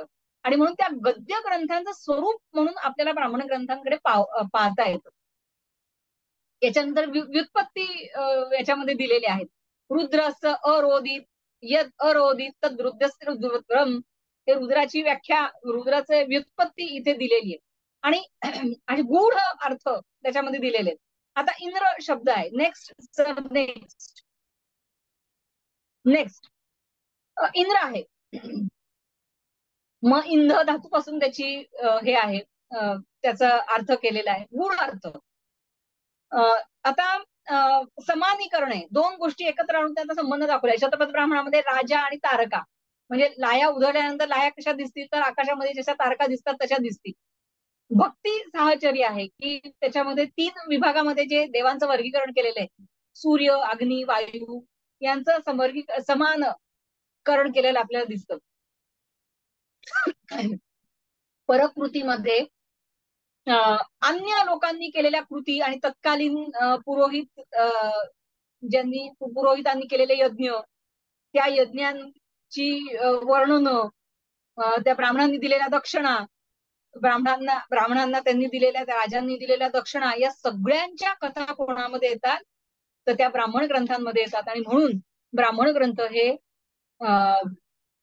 जे आहेत ते फक्त यज्ञीय विधींची माहिती सांगणारे ग्रंथ नाही आहेत, तर आपल्या मायथॉलॉजीचं मूळ स्वरूप सांगणारे, आपल्या यज्ञीय विधींचं मूळ स्वरूप सांगणारे, त्या मूळ विधींचं मूळ स्वरूप जतन करून ठेवणारे आणि पहिले गद्य ग्रंथ म्हणजे पहिल्या वाक्यरचनेचा परिचय करून देणारे ग्रंथ म्हणून ब्राह्मण ग्रंथांचं फार असाधारण महत्व आहे. आणि या ब्राह्मण ग्रंथांच्या शेवटी येतात ती म्हणजे आरण्यक आणि उपनिषद, ज्याच्यामध्ये 10व्या मंडलामध्ये जी तत्वज्ञानपर सूक्त येतात त्या तत्वज्ञानपर सूक्तांचा सिद्धांत तुम्हाला आरण्यक आणि उपनिषदांमध्ये मांडलेली दिसतात. आणि उपनिषद आणि आरण्यक हा वैदिक साहित्याचा तिसरा आणि शेवटचा भाग आहे, तो आपण आता बघणार आहोत. Next sir.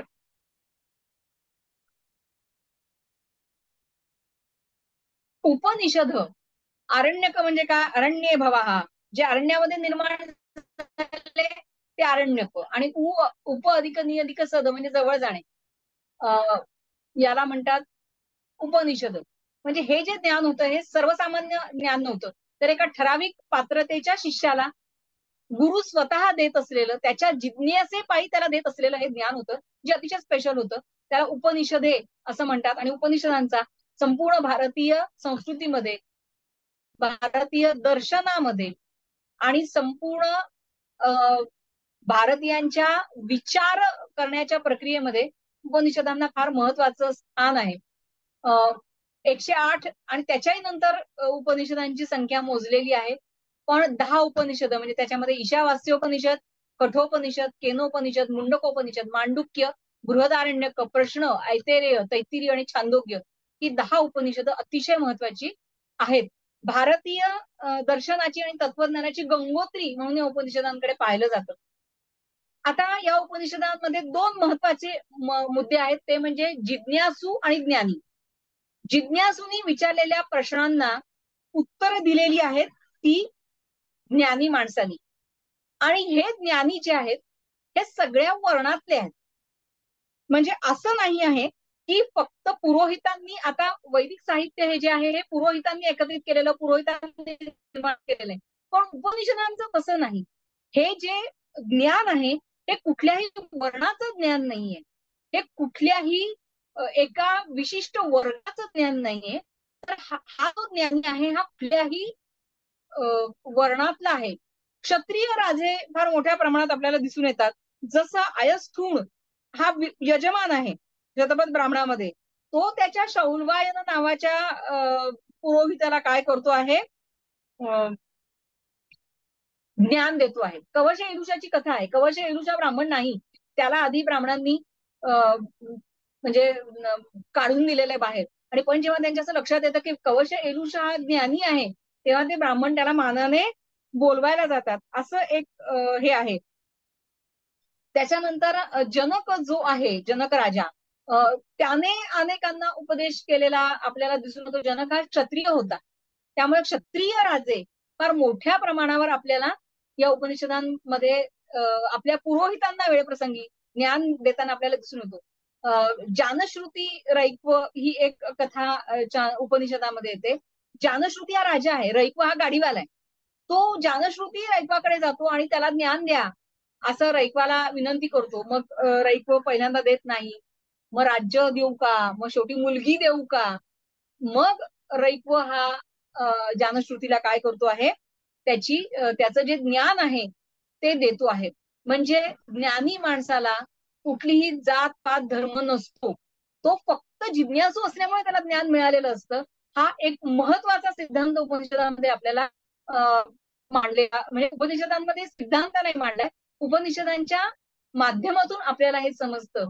त्याच्यानंतर स्त्रिया आहेत ब्रह्मवादिनी, त्याच्यामध्ये गार्गी आणि मैत्रेयी आहे. गार्गी ही वचकनुची मुलगी आहे आणि ती जनकाच्या दरबारामध्ये जेव्हा याज्ञवल्क्य जनकाने सांगितलेलं आहे की जो सगळ्यात विद्वान आहे त्याने गायी न्या, त्या गायी आहेत, त्या गायींना सोन्याचे बिल्ले कारशार पण बांधलेली आहेत सोन्याचे. आणि मग याज्ञवल्क्य जेव्हा त्या गायी न्यायला लागतात तेव्हा गार्गी त्यांना प्रश्न विचारते. फार कठीण प्रश्न ते आहेत आणि शेवटी गार्गी घोषित करते की याज्ञवल्क्य बुद्धिमान आहेत, पण केवळ एक स्त्री आहे म्हणून तिला त्यावेळेला शांत बसावं लागलेलं आहे. त्याच्यानंतर मैत्रेयी ही याज्ञवल्क्यांची ब्रह्मवादिनी पत्नी आहे. जेव्हा याज्ञवल्क्य सगळं सोडून संन्यास घ्यायला निघालेले आहेत, तेव्हा ते त्यांच्या 2 पत्नींमध्ये त्यांच्या याची विभागणी करतात. तर कात्यायनी जी आहे तिला सगळं ते भौतिक ती त्यांची प्रॉपर्टी ती देतात आणि मैत्रिणी त्यांना म्हणते की आजपर्यंतच्या तुम्ही जे काही मंथन केलं वैचारिक आणि बौद्धिक, त्याचं सार तुम्ही मला सांगा. आणि त्यावेळेला याज्ञवल्क्य आणि मैत्रेयीचा प्रदीर्घ संवाद आहे असं आपल्याला दिसतं. आणि त्याच्यामध्ये त्यांनी एकच ते सांगतात की आत्मनस्तु कामाय सर्वं प्रियम भवती न तू सर्वस्य कामाय सर्वं प्रियम भवती. आणि हे ते म्हणजे त्याच्यामध्ये फक्त जीव जगत ब्रह्म याचंच वर्णन आहे असं नाही, तर काही वेळेला मानवी जीवनावर भाष्य करणारे देखील विचार उपनिषदांमध्ये आपल्याला आढळून येतात. जीव जगत ब्रह्म आणि विशेषतः ब्रह्म हा तर उपनिषदांमधला सगळ्यात जास्त चर्चेला गेलेला विषय आहे. नेक्स्ट थोडस स्लाइड आपली बाकी आहे. आणि याच्यामध्ये श्वेतकेतू अरुणी कथा आहे, नचिकेताची कथा आहे. तर श्वेतकेतूला तत्वमसी हे जे महावाक्य आहे, जी 4 महावाक्य उपनिषदांमध्ये आहेत त्याच्यापैकी तत्वमसी ही कथा जी आहे ती सांगण्याचा आपल्याकडे फायनल इयरला श्वेतकेतू अरुणी कथा लावलेली आहे, त्यामुळे मी ती आता लावणार नाही. तर फार सुंदर बीच्या उदाहरणाने वडील सांगतायत त्याला की बी फोड, त्या बी मध्ये काही आहे का, तो म्हणतो काही नाहीये. तो म्हणतो असं कसं नाहीये, त्या बी मध्ये एक पूर्ण झाड निर्माण करण्याचं सामर्थ्य आहे. आणि मग जे जग तसंच जे काही दिसत नाही आपल्याला, पण त्या गोष्टीपासून जे निर्माण होतं त्याला ब्रह्म म्हणतात. आणि मग अत्यंत 24 वर्ष अध्ययन करून आलेल्या श्वेतकेतूला नवज्ञान होतो आणि तो ज्ञानी होतो. नचिकेत आहे, नचिकेताच्या वडिलांनी नचिकेताला यमधर्माला दान दिलेले, तो तिथे 3 दिवस राहतो. मग नचिकेत 3 दिवसानंतर यमधर्म परत आल्यावर त्याला अपराधीची भावना येते, तो 3 वर देतो. 3 वर घेतल्यानंतरही त्याला नचिकेताला ज्ञानच मिळवण्याची लालसा आहे. खूप यमधर्म त्याची परीक्षा घेतात, पण शेवटी नचिकेत ती जी ते जे ज्ञान आहे ते यमधर्मापासून ग्रहण करतो. अतिशय कष्टाने ते ज्ञान मिळवावं लागतं, हे अनेक वेळेला आपल्याला दिसतं. संवादोत आणि प्रश्नोत्तर स्वरूपामध्ये, संवादात्मक स्वरूपामध्ये या ज्ञानाची देवाणघेवाण खूप मोठ्या प्रमाणात झाली. प्रश्न उपनिषदामध्ये तर ते 5 जणांचे 5 प्रश्न आणि एक गुरु आहे अशीच संकल्पना आहे. बृहदारण्यकोपनिषदामध्ये फार मोठ्या प्रमाणात संवाद आहेत. नचिकेताचा संवाद खूप मोठा आहे, श्वेतकेतूचा संवाद खूप मोठा आहे. तर ह्या संवादांमधून ज्ञानाचं प्रवाह जाताना आपल्याला दिसतो. नंतरच्या संपूर्ण भारतीय दर्शनामध्ये जो कर्म सिद्धांत मांडला गेला गीतेमध्ये, त्याचं ईशावास्यम इदं सर्वम हे सगळं परमेश्वराचं आहे. आणि त्यामुळे तेन त्यक्तेन भुंजितः मा गुधा कसेच विद्दनम, की गिधाडासारखं माणसाची प्रवृत्ती नसली पाहिजे आणि त्यागाने त्याचा उपभोग घेतला पाहिजे. हा जो ईशावास्यम हे सगळं जग परमेश्वराचं आहे. आपण कोण? तर हा जो याच विचारावर आधारित पुढे दर्शनशास्त्रामध्ये कर्मसिद्धांत आपल्याला प्रस्थापित झालेला दिसतो. गुरुग्रही कठोर कष्ट घेणं त्या काळामध्ये किती गरजेचं होतं. म्हणजे तुम्ही गेलात आणि उपनिषदाचं ज्ञान मिळालं अशी परिस्थिती नव्हती. तर विरोचन आणि इंद्राची कथा येते की ते प्रजापतीकडे जातात, 32 वर्ष तिथे ते श्रम करतात. श्रम करायचे गुरुच्या घरी आणि मग गुरु तुम्हाला ज्ञान देणार आहेत. गुरु परीक्षा घेणार आहे. तू सत्यकाम जाबालाच्या कथेमध्ये देखील त्याच्या सत्याची परीक्षा घेतलेली आहे. जे काही सत्य असेल ते सत्य सांगितलं म्हणून त्याला ज्ञान दिलेलं आहे. तर असे कठोर कष्ट विशेष ज्ञानासाठी घ्यावे लागतात. जर तुम्हाला अधिक फळ पाहिजे असेल, तुम्हाला विशेष ज्ञान पाहिजे असेल, तर तुम्हाला हा देखील एक संदेश उपनिषदाच्या तत्वज्ञानातून आपल्याला दिसून येतो. सत्याच्या निकट येण्यासाठी आपल्या पूर्वजांनी जे मानवी प्रयत्न केले, त्या सगळ्या प्रयत्नांची पराकाष्ठा जी आहे ती पराकाष्ठा आपल्याला उपनिषदांमधून दिसून येते. आणि उपनिषदांचा फक्त आपल्या तत्वज्ञानावर त्याचा इफेक्ट असं नाही, तर उपनिषदांचा भारतीयांच्या विचारसरणीवर देखील फार मोठ्या प्रमाणावर उल्लेख अत्यंत प्रभावित त्यांनी केलेलं आहे असं दिसतं. ऋग्वेदाच्या भाषेची वैशिष्ट्ये आपण एक पटकन बघणार आहोत. ऋग्वेदाच्या भाषा ही नाम आणि धातू या दोघांनी ती समृद्ध आहे. जसं आकारांत पुल्लिंगी गोपा शब्द आहे. आकारांत पुल्लिंगी शब्द तुम्हाला लौकिक संस्कृतमध्ये आढळत नाही, तो ऋग्वेदीय संस्कृतमध्ये आहे. उपसर्ग धातूला लागतो. निशसाद धृतव्रत वरुण, याच्यामध्ये नि हा धातूला लागलेला नाहीये, तो रुचेमध्ये कुठेही असू शकतो. लौकिक संस्कृतमध्ये कंपल्सरी तो धातूला लागणं, क्रियापदाला लागणं. जनाहा जनासहा अशी पण दोन प्रथम आणि संबोधनाची बहुवचन तुम्हाला दिसतात. आता देवा हा एवढंच रूप आहे, तेव्हा देवासहा पण आहे. अकारांत पुल्लिंगी प्रथमा द्वितीय संबोधन म्हणजे नपुसकलिंगी ऍक्च्युली तिथे पुल्लिंगी झालेलं आहे. वनानी असं वनम वने वनानी, तर वनानी पण आणि वना पण, म्हणजे वैकल्पिक रूप फार मोठ्या प्रमाणावर तुम्हाला वैदिक भाषेमध्ये आढळतात. जास्त ती संकुचित झालेली नाहीये, ती अशी थोडीशी त्याच्या शैथिल्य आहे वापरण्याच्या बाबतीमध्ये.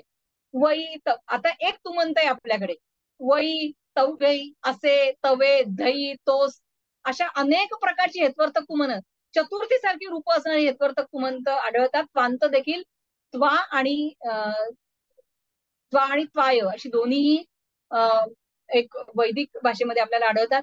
ही फार कमी त्याची वैशिष्ट्ये आहे. कमीत कमी त्याचे 30-40 पॉइंट्स आहेत. ते पॉइंट सगळे इथे देणं शक्य नाही वेळेअभावी. नेक्स्ट, मग या सगळ्या याच्यातनं नेक्स्ट सर, या संपूर्ण हे जे व्याख्यान झालं आपलं, याच्यामध्ये टेक अवे काय आहे तुम्हाला? तर ऋग्वेद संहिता आहे, शाकलांची आवृत्ती आहे. या ऋग्वेद संहितेशी संबंधित ब्राह्मण आहे ऐतरेय ब्राह्मण, ज्याच्या 8 पंचिका आहे, 40 अध्याय आहे. आणि दुसरं ब्राह्मण आहे कौशितकी म्हणजे शांखायन ब्राह्मण, त्याचे 30 अध्याय आहे. ऋग्वेदाचं ऐतरेय अरण्यक आणि शांखायन अरण्यक किंवा कौशितकी अरण्यक आहे. आणि ऐतरेय उपनिषद आणि कौशितकी उपनिषद हे ऋग्वेदाचं आहे. या सगळ्याला मिळून ऋग्वेद. त्याच्यानंतर नेक्स्ट सामवेद, त्याच्या 3 संहिता आपण पाहिल्या.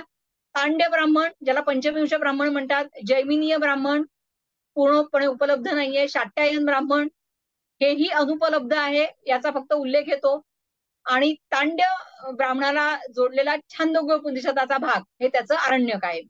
आणि जैमिनीय आणि तलवकार शाखेचं जैमिनीय ब्राह्मण हे अरण्यकच आहे. आणि छांदोग्य उपनिषद, केन उपनिषद आणि तलवकार उपनिषद हे सामवेदाची काय आहेत? उपनिषद आहे. नेक्स्ट, कृष्ण यजुर्वेदाच्या 4 शाखा आहे. काठक कठशाखेची, कापिष्टल कठसंहिता ही काही भागात आहे. मैत्राणी संहिता मैत्रायणीय शाखेची आहे. तैत्तिरीय, यालाच आपस्तंभ संहिता असं देखील नाव आहे. तैत्तिरीय ब्राह्मण हे तैत्तिरीय संहितेला जोडलेलं आहे. तैत्तिरीय आरण्यक आहे, त्याचं काठकोपनिषद आहे, मैत्रायणी उपनिषद आहे, तैत्तिरीय उपनिषद आहे, महानारायण उपनिषद आहे आणि श्वेताश्वतर उपनिषद हे कृष्ण यजुर्वेदालाच जोडलेलं आहे. कृष्ण यजुर्वेदाच्या संदर्भातलं आहे. शुक्ल यजुर्वेदाची वाजसनेय संहिता आहे, ही काण्व आणि माध्यान्ही या दोन्ही शाखांची एकच संहिता आहे. या 40 भाग आहे. शतपथ ब्राह्मणाचे 14 भाग आहेत. शतपथ हे एकच ब्राह्मण आहे, त्याचे 14 भाग आहे. त्याच्या 14व्या भागातले पहिले 3 भाग आहेत ते आरण्यक आहे आणि शेवटचा भाग बृहदारण्यक उपनिषद आहे. नेक्स्ट, अथर्ववेद जो आहे, शौनक आवृत्ती आहे, गोपद ब्राह्मण आहे आणि मुंडक आणि मांडुक्य उपनिषद आणि प्रश्नोपनिषद ही या अथर्ववेदाची काय आहे, उपनिषद आहेत. हा जो चार्ट आहे, हा चार्ट नेटसेटच्या दृष्टीने फार महत्वाचा आहे. तर जे काही मी आपल्याला सांगितलं ते आपण शांतपणे ऐकून घेतलं, त्यासाठी मी आपणा सगळ्यांची आभारी आहे. आणि विशेषतः संत गाडगेबाबा अमरावती विद्यापीठाच्या संस्कृत विभागाने, त्यात बडगुजर मॅडम असतील, मोरेश्वर वेखंडे सर असतील, लोधा सर असतील किंवा प्रियांका मॅडम असतील, या सगळ्यांनी मला माझी मतं मांडण्याचा जो एक जी संधी दिली त्याबद्दल मी संपूर्ण विद्यापीठाची आभारी आहे. विद्यापीठाच्या सगळ्या पदाधिकाऱ्यांची आभारी आहे. माननीय कुलगुरू आणि प्रो कुलगुरू आणि डीन आर्ट्स शाखेचे या सगळ्यांची देखील मी आभारी आहे. आणि इथे सगळ्या श्रोत्यांची देखील मी आभारी आहे की त्यांनी जे काही मी सांगितलं ते ऐकून घेतलं. एवढं बोलते आणि थांबते. धन्यवाद.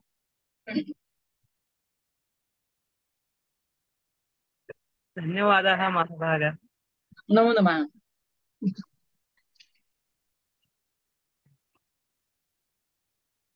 धन्यवाद. सर्वेभ्यो नमो वाङ्मया प्रस्तूयते.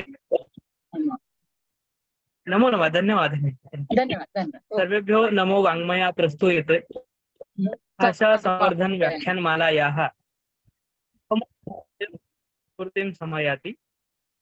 अथावसर संप्राप्ते कृतज्ञता वचांसि मया प्रकट.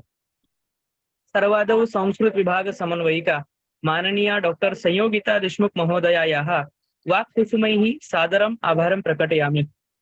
सम्प्रति व्याख्यानमालायाः मुख्यातिथि तथा व्याख्यातावर्याणां डॉक्टर जयश्री सकळकळे वर्याणां वाणीवन्दनं क्रियते. कार्यक्रमस्य सर्वे आयोजकाः, संस्कृत विभागस्य प्राध्यापकाः, तेषामपि आभारं प्रकटयामि.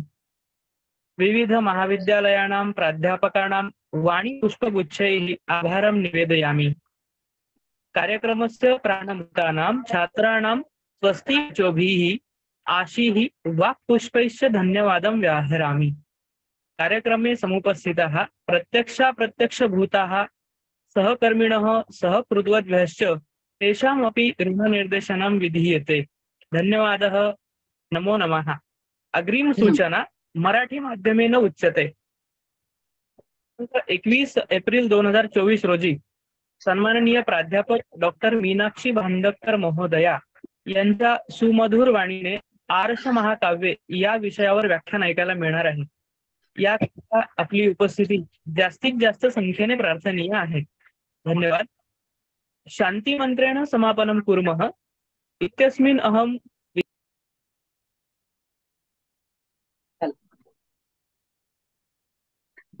दमाला होतं पण 1.5 तास बोललो ना. मोठं व्याख्यान होतं ना, 1.5 तास म्हणजे खूप जास्त झालं ते.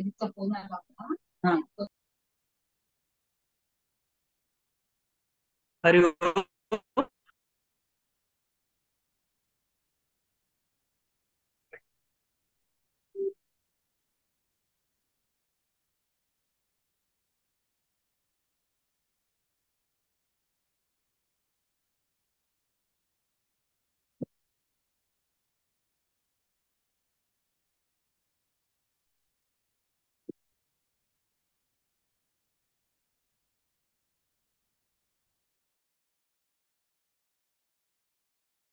हरि ओम.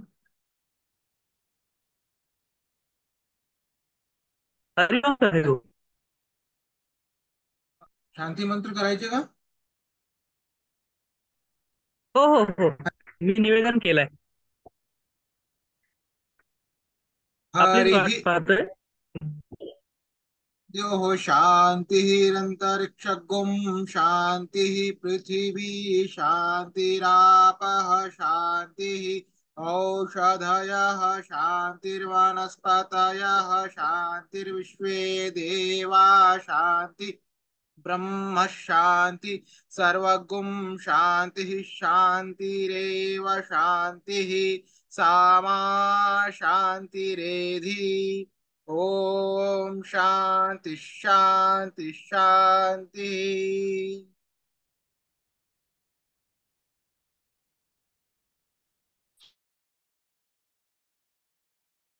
धन्यवाद. नमो नमः. पुनर्मिलामः.